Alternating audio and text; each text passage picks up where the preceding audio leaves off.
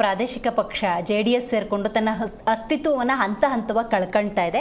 ಹಾಗಾಗಿ ಇದು ಅಂತಿಮ ಯಾತ್ರೆ ಅಂತ ಇವತ್ತು ಏನು ಹೇಳ್ತಾ ಇದ್ದಾರಲ್ಲ, ಇವತ್ತು ಇವರು ಒಂದು ಗೋಮುಖ ವ್ಯಾಘ್ರತನ ಇವತ್ತು ರಾಜ್ಯಕ್ಕೆ ಕಾಣಿಸ್ತಾ ಇದೆ. ಇವತ್ತು ಸಾಕ್ಷಿ ಗುಡ್ಡೆ ಬೇಕು ನಮಗೆ. GBA ಅಂತ ಮಾಡ್ಕೊಂಡ್ರು.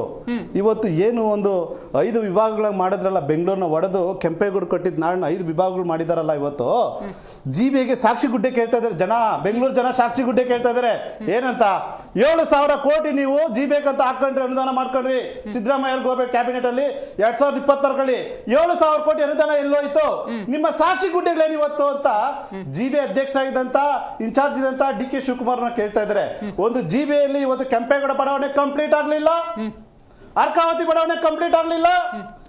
1,50,000 ಎಕರೆ ಇವತ್ತು KDB ಅಕ್ವೈಸೇಷನ್ ಆಗಿದೆ. ಕೇವಲ 50,000 ಎಕರೆ ನೀವು ಅಲರ್ಟ್ ಮಾಡಿದಿರಿ, 1,00,000 ಎಕರೆ ಇವತ್ತು ಹಾಗೆ ಉಳಿದಿದೆ. ಇದ್ರ ಬಗ್ಗೆ ನಿಮಗೆ ಜ್ಞಾನ ಇಲ್ವಾ? ಇವತ್ತು ನೀವು ಬಿಸ್ನೆಸ್ ಮಾಡಕ್ಕಂತಾನೆ ಬಂದಿರೋದ? ಇಲ್ಲಿ ಬಿಸ್ನೆಸ್ ಮೈಂಡ್ ಇಟ್ಕೊಂಡೆ ಇವತ್ತು ರೈತರಿಗೆ ಮರಣ ಶಾಸನ ಬರೀತಾರದ? ಇವತ್ತು ನಾನು ಮುಖ್ಯಮಂತ್ರಿ ಕೇಳ್ತೀನಿ, ನಿಮ್ಗೆ ಅಧಿಕಾರ ಒದಕಿತ್ಕೊಂಡು 100 ದಿವಸ ಇವತ್ತು ರೈತರನ್ನ ಇವತ್ತು ನೀವು ಎದೆ ಮೇಲೆ ಕಾಲಿಡ್ತಾ ಇದ್ದೀರಿ. ಇವತ್ತು ನೀವು ಕನ್ನಡಕ ಹಾಕೊಂಡು ಕಣ್ಣು ಕಾಣಿಸ್ತಾ ಇಲ್ವಾ ನಿಮ್ಗೆ? ರಾಜ್ಯದ ಮುಖ್ಯಮಂತ್ರಿ ಅವರೇ, ಇವತ್ತು ಕಣ್ಣು ಕಾಣಿಸ್ತಾ ಇಲ್ಲ, ಕಿವಿನೂ ಕೇಳಿಸ್ತಾ ಇಲ್ಲ. ಕೂಡಾದಂತ ಸರ್ಕಾರ ಅಂದ್ರೆ ಕಾಂಗ್ರೆಸ್ ಸರ್ಕಾರ. ಇವತ್ತು ಅನುದಾನಗಳಲ್ಲಿ ಫೈಲೂರ್, ಗ್ಯಾರಂಟಿಗಳಲ್ಲಿ ಫೈಲೂರ್. ಇವತ್ತು ಡ್ರಗ್ಸ್ ಮಾಫಿಯಾದಲ್ಲಿ ನಂಬರ್ 1 ಕರ್ನಾಟಕ ಆಗ್ತಾ ಇದೆ. ಕೋಟಾನಿಟ್ಗಳು ಪ್ರಿಂಟ್ ಆಗ್ತಾ ಇದಾವೆ. ಇವತ್ತು ರಾಜ್ಯದ ಮುಖ್ಯಮಂತ್ರಿಗೆ ಅದು ಯಾವ್ದು ಕಾಣಿಸ್ತಾ ಇಲ್ಲ. ಬಿಜೆಪಿ ಟೌನ್ಶಿಪ್ ಮಾಡೇ ತಿರ್ತೀನಿ, ರೈತರನ್ನು ಸಾಯಿಸ್ತೀರಿ ನಾವು ತೀರ್ಮಾನಕ್ಕೆ ಬಂದಿರತ್ತ. ನಾಚಿಕೆಟ್ಟ ಮುಖ್ಯಮಂತ್ರಿ, ನೈತಿಕೆಟ್ಟ ಮುಖ್ಯಮಂತ್ರಿ. ಇವತ್ತು ಈ ಹೋರಾಟನ ಒಬ್ಬ ವಕ್ತಾರನಾಗಿ ರೈತರ ಕಣ್ಣು ಕಾಣಿಸ್ದೆ ಬೀದಿಯಲ್ಲಿ ಮಾಡ್ತಾರೆ ಹೋರಾಟನ. ನವರಂಗಿ ನಾಟಕ ಅಂತ ರೈತರು ಕೂಗಿ ಹೇಳ್ತಾರಲ್ಲ, ನಾಚಿಕೆ ಆಗ್ಬೇಕು. 101 ಸತಿ ಹಾಸನ ಬಗ್ಗೆ ಮಾತಾಡ್ತಾರಲ್ಲ, ಹಾಸನ ಬಿಟ್ಟರೆ ಮಾತಾಡಕ್ಕಾಗುತ್ತಾ?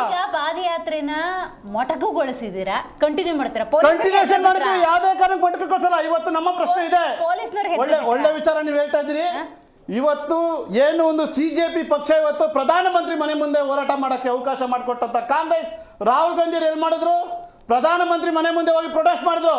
ಅದಕ್ಕೆ ಸಹಕಾರ CJP ಅವ್ರು ಕೊಟ್ಟರು.